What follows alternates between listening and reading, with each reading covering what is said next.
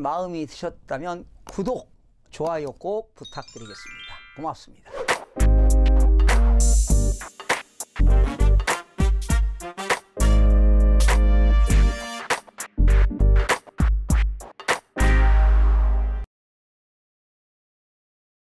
시청자 여러분 안녕하십니까? 반갑습니다. 김동수입니다. 이 시간에는 은행연합회가 2019년 4월 기준 코픽스라고 하는 자금 조달 비용 지수를 공시한 내용에 대해서 여러분과 함께 알아보도록 하겠습니다. 16일이죠. 코픽스라고 하는 것은 자금 조달 비용 지수가 되겠는데, 이러한 코픽스와 연동하는 주택담보대출을 이용하는 대출자의 이자 비용 부담이 약간 줄어들 전망입니다. 코픽스라고 하는 자금 조달 비용 지수가 바로 하락했기 때문입니다. 특히 잔액 기준 코픽스는 2017년 5월 기준 이후 거의 2년 만에 하락하면서 금리 상승기가 끝나지 않았냐, 이런 평가가 나오고 있습니다. 전국은행연합회는 2019년 5월 15일 수요일이죠. 오후 3시에 2019년 4월 기준 코픽스라고 하는 자금 조달 비용 지수를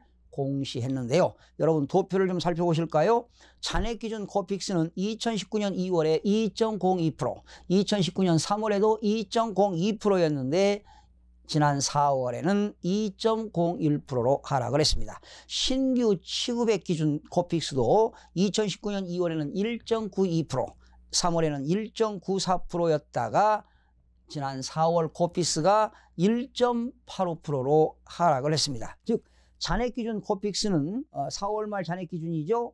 조금 전에 말씀드린 대로 2.01% 전월 대비 0.01포인트가 하락했으며, 신규 취급액 기준은 4월 중 신규 취급액 기준 1.85%가 되겠는데 전월 대비 0.09포인트가 하락을 했습니다. 코픽스는요, 국내 8개 은행이 조달한 주요 수신 상품의 가중 평균 금리로 은행이 실제 취급하는 예금, 적금, 또 은행채 등 수신 상품 금리가 인상 또는 인하될 때 이를 반영하여 상승시키거나 하락하는 것이 되겠는데요. 현재 우리나라는 8개 은행이 적용하고 있는데, 8개 은행은 농협, 신한, 우리, SC제일, KB, 하나, 기업, 국민, 한국, 시티은행이 적용받고 있습니다. 잔액 기준 코픽스는 일반적으로 시장 금리 변동이 서서히 반영이 되나, 신규 취급액 기준 코픽스는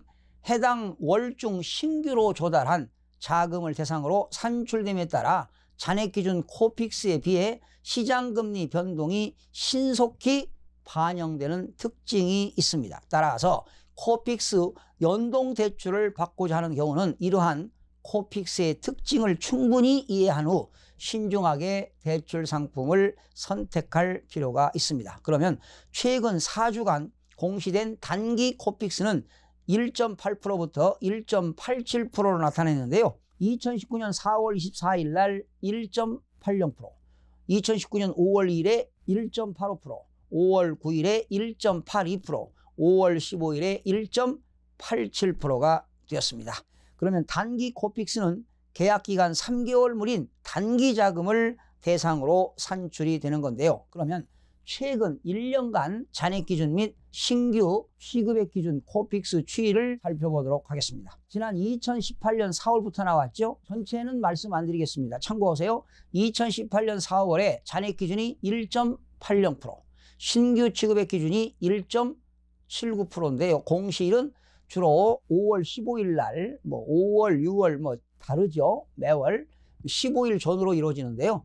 18년 5월에는 잔액 기준이 1.83, 신규 취급액 기준은 1.82, 공시일은 18년 6월 15일이 되겠는데, 여러분 도표를 좀 보시면 2018년 4월부터 5월, 6월, 7월 쭉 어떻게 됐어요? 상승했죠.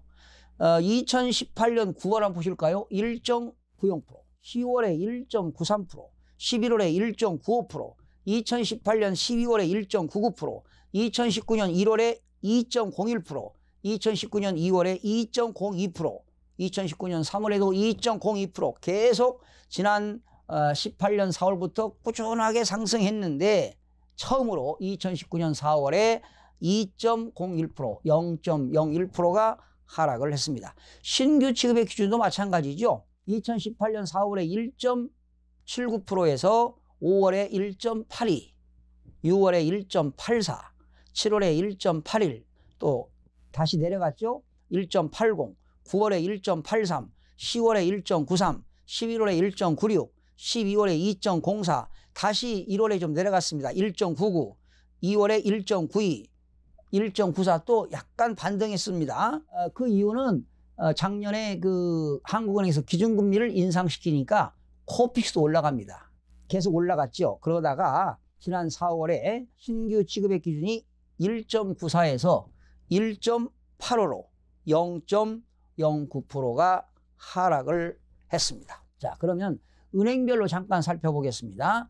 KB국민은행의 경우는 잔해 코피스 연동주택담보대출 변동금리가 3.39는 3.38로, 4.89%는 4.88로 0.01포인트가 하락을 했습니다. 신규 취급의 코픽스 연동 주택담보대출 변동금리는 3.16에서 4.66인데요. 3.16은 3.07로, 4.66은 4.57로 0.09포인트가 떨어졌습니다. 신한은행도 잔해 코피스 연동 주택담보대출이 변동금리가 3.42는 3.41로, 4.67은 4.66으로 낮췄고, 신규 취급의 코픽스 연동 주택담보대출 변동금리는 3.39%는 3.30으로, 4.64는 4.55로 내렸습니다. 우리은행은 잔해 코피스 연동 주택담보대출 변동금리는 3.42%는 3.41로, 4.42%는 4.41%로, 신규 취급의 코픽스 연동 주택담보대출 변동금리는 3.34에서 3.25로, 4.34에서는 4.25로 낮췄습니다. NH농협은행도 잔해 코피스 연동 주택담보대출 변동금리가 3.01%에서 3.00%로, 4.51%에서 4.50%로, 신규 취급의 코픽스 연동 주택담보대출 변동금리는 2.93에서 4.43인데 2.93은 2.84로, 4.43%는 4.34%로 코픽스 변동폭만큼 조정이 됐습니다. 코픽스 연동대출을 받고자 하는 경우는 반드시 코픽스의 특징을 충분히 이해하신 후에 신중하게 대출 상품을 선택할 필요가 있습니다. 그러니까 대출을 받을 때 고정금리냐 변동금리냐 이것을 신중하게 결정할 필요가 있습니다. 시청해 주신 여러분 대단히 고맙습니다. 매일매일 최선을 다하겠습니다. 내일 아침에 찾아뵙겠습니다.